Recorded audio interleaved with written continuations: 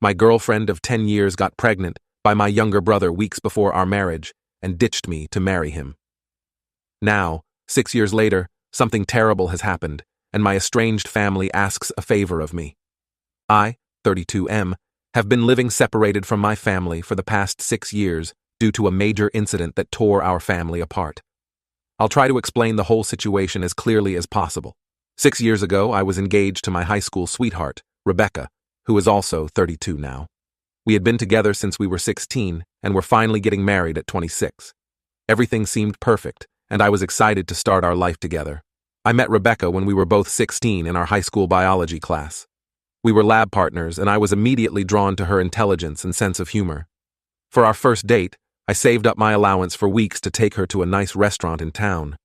I was so nervous that I accidentally knocked over my water glass, but Rebecca just laughed and helped me clean it up. That's when I knew she was special. Throughout high school, I tried to make every moment with Rebecca memorable. For her 17th birthday, I surprised her with a scavenger hunt around town, leaving clues at all our favorite spots. The final clue led her to our local park, where I had set up a picnic with all her favorite foods. I'll never forget how her eyes lit up when she saw it. When we went to different colleges, I was determined to make our long-distance relationship work. Every weekend, I'd make the 3-hour drive to visit her, no matter how much schoolwork I had. I'd bring her care packages during exam weeks, filled with her favorite snacks, stress relief items, and handwritten notes of encouragement. After college, when we both moved back to our hometown, I worked extra shifts at my job to save up for a dream vacation for us. I surprised Rebecca with a 2-week trip to Europe, something she'd always wanted to do. We visited Paris, Rome, and London. In Paris, I arranged a private boat tour on the Seine River at sunset.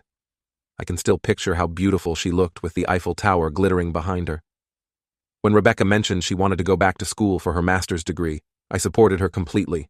I took on a second job to help with her tuition and living expenses.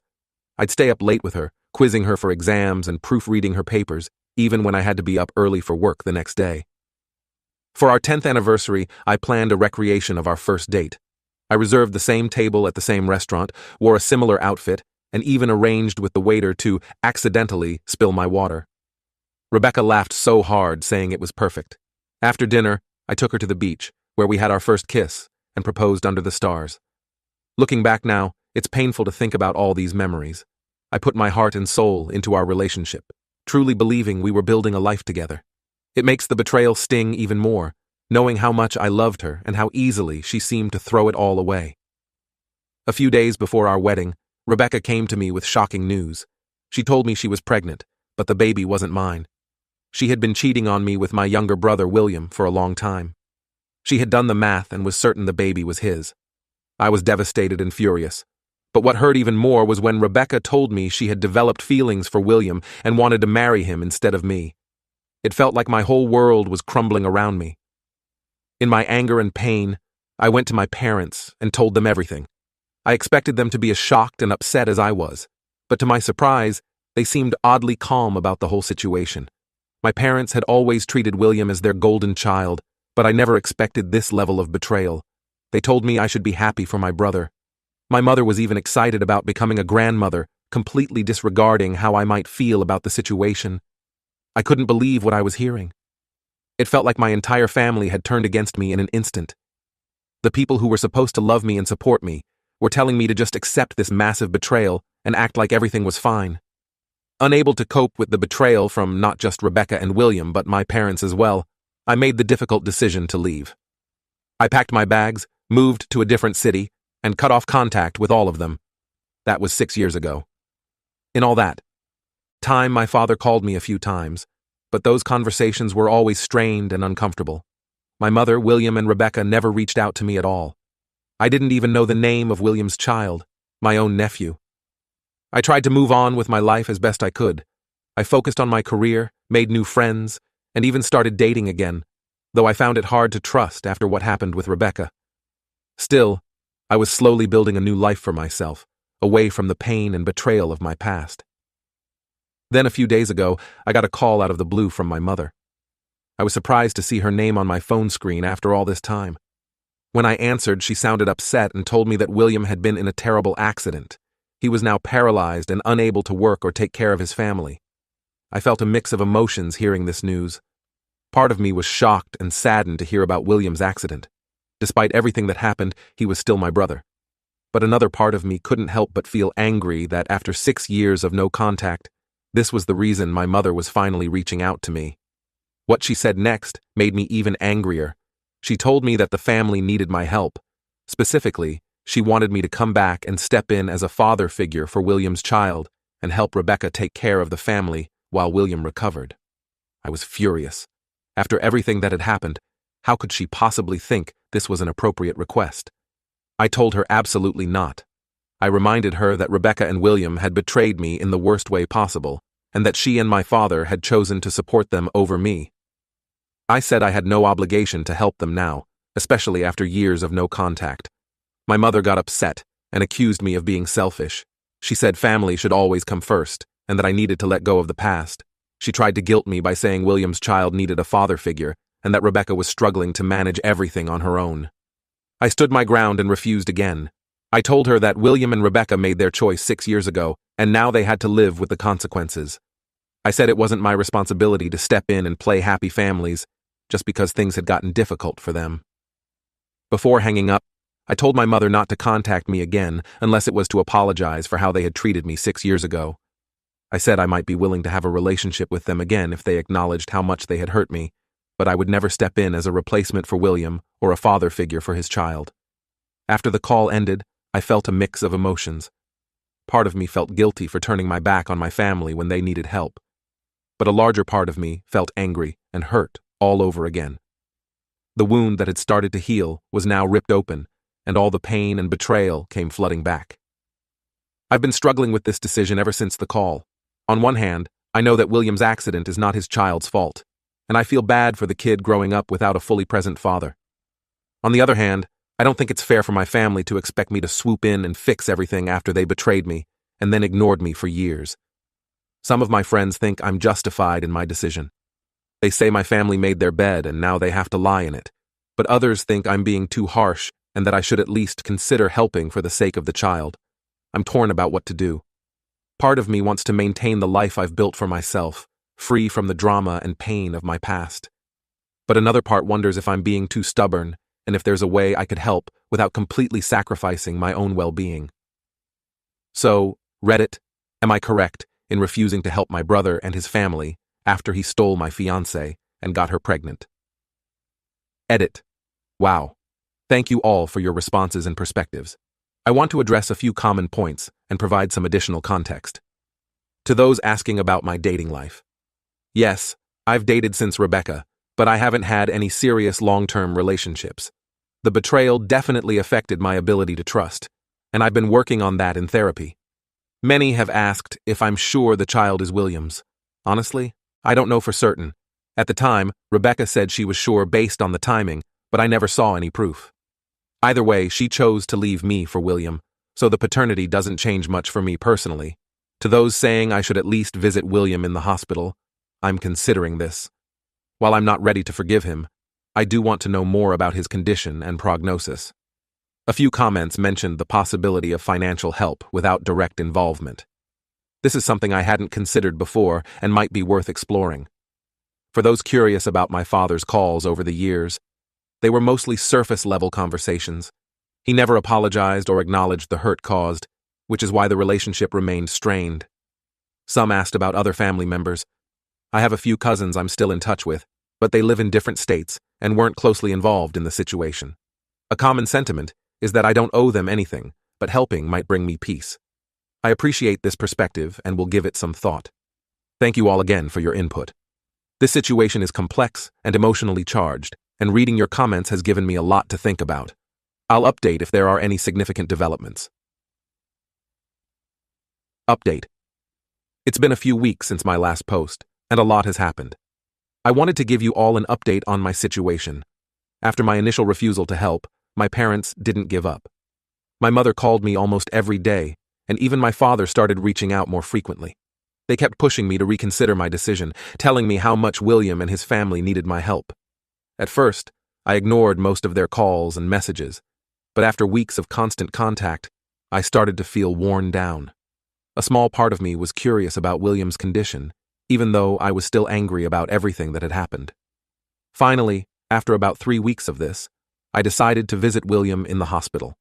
I told myself it was just to see how bad his condition really was, not because I was considering helping. When I arrived at the hospital, my stomach was in knots. I hadn't seen any of my family members in person for 6 years, and I wasn't sure how I would react. As I walked into William's room, I saw him lying in the hospital bed.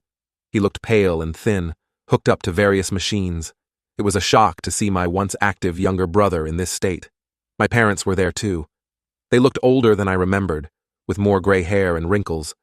When they saw me, they rushed over to hug me, but I stepped back. I wasn't ready for that level of intimacy yet. Then I saw her, Rebecca. She was standing by William's bedside, looking tired and worried. When our eyes met, a flood of memories hit me.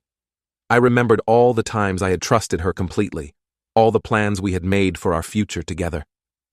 I thought about how she had been my best friend, my confidant, the person I thought I would spend my life with, and then I remembered how easily she had thrown all of that away, how she had betrayed me in the worst possible way with my own brother. Seeing Rebecca again after all these years brought back all the pain and anger I had worked so hard to move past. I had to resist the urge to turn around and walk right out of the hospital. I didn't speak to Rebecca. Instead, I asked my father about William's condition. He explained that William had been in a car accident and had suffered a spinal cord injury. He was paralyzed from the waist down and would need extensive rehabilitation. The doctors weren't sure if he would ever walk again. As we were talking, my father mentioned something that caught me off guard. He said that they had done a paternity test soon after the child was born, confirming that William was indeed the father. I hadn't known about this test, and it felt like a final confirmation of their betrayal. While we were talking, a young boy of about 5 or 6 came into the room. I realized this must be William and Rebecca's son, my nephew. The boy looked confused and a bit scared by all the hospital equipment. Rebecca introduced him to me as his uncle. I spent a few minutes with the boy, mostly just saying hello and asking him about his favorite toys and games. It was strange to meet this child who was, biologically, my nephew, but who I had never known existed until recently. After the hospital visit, my mother insisted that I come to their house to talk more. I reluctantly agreed, mostly because I wanted to get this whole situation over with. At the house, my mother launched into a speech about family responsibility and how I needed to step up and help Rebecca and the child while William was recovering. She talked about how overwhelmed Rebecca was, trying to care for William, raise a child, and manage their household on her own. As I listened to her, I felt my anger rising. When she finally paused, I told her exactly how I felt. I said she was being selfish and only thinking about William, just like she always had. I pointed out that in all her calls and during this whole conversation, she hadn't once asked how I was doing or shown any interest in my life over the past 6 years.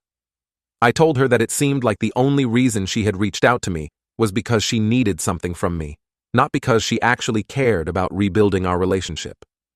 I said it hurt that she seemed more concerned about William's well-being than she ever had been about mine, even after he had betrayed me so badly. My mother tried to defend herself, saying that of course she cared about me, but that William's situation was an emergency. She said that as the healthy brother, I had a responsibility to help. I took a deep breath and told her my final decision. I said that while I felt sympathy for William's condition and for the challenges his family was facing, I couldn't give up my own life and peace of mind to help them.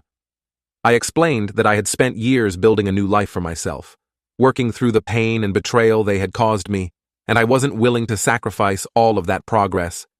I told her that I might be willing to have a relationship with them again in the future, but only if they were willing to acknowledge how much they had hurt me and work on rebuilding trust.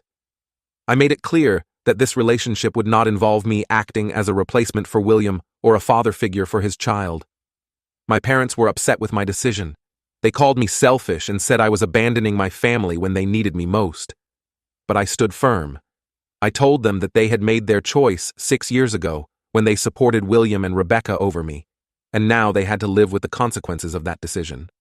Before I left, I told them that I was open to staying in touch and possibly working on our relationship over time, but only if they could respect my boundaries and show genuine interest in my life, not just what I could do for them. As I drove home that evening, I felt a mix of emotions. Part of me felt guilty for not helping more, especially when I thought about William's son growing up with a disabled father. But a larger part of me felt relieved. I had finally stood up for myself and set clear boundaries with my family. I realized that while blood relation is important, it doesn't give anyone the right to mistreat you or take advantage of you. I had spent years healing from their betrayal, and I wasn't willing to reopen those wounds just because they suddenly decided they needed me. In the weeks since that visit, my parents have called a few times. The conversations have been tense, but they seem to be making an effort to ask about my life and not just talk about William. It's a small step, but it gives me hope that maybe, over time, we can build a healthier relationship. For now, I'm focusing on my own life and well-being. I've started seeing a therapist again to work through the emotions brought up by reconnecting with my family. I'm also throwing myself into my work and spending time with friends who have supported me through all of this. I don't know what the future holds for my relationship with my family, but I feel confident that I made the right decision for myself. I'm open to slowly rebuilding connections, but only on my terms and at a pace I'm comfortable with. Thank you all for your support and advice throughout this difficult situation. It's been a challenging few weeks, but I feel like I've finally found some closure and am ready to move forward with my life.